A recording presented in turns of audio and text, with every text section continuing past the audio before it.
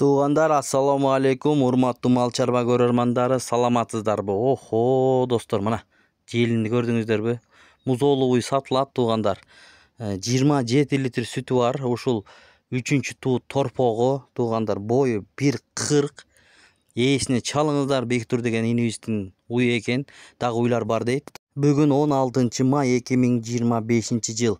Ушул уй сатылат, достор. Карап көрүңүздөр. Баасына келип токтолсок, баасы 250 000 сом сурап жатат.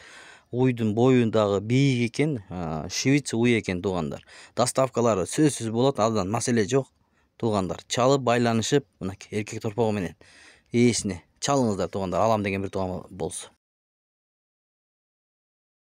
Туугандар, bundan башка дагы уйлар бооз, саан уйлар бар экен. Ал жагын сураңыздар. Эгер бул уй сатылып кеткен болсо, башка уйлар дагы бар. Аны видеобуздан көрүп, баалашып алсаңыздар болот. Видеого тырс лайктардан басып көрүңүздөр. Башка бир туугандар да көрсүн, балким алам деп жүргөндөр болсо, мына.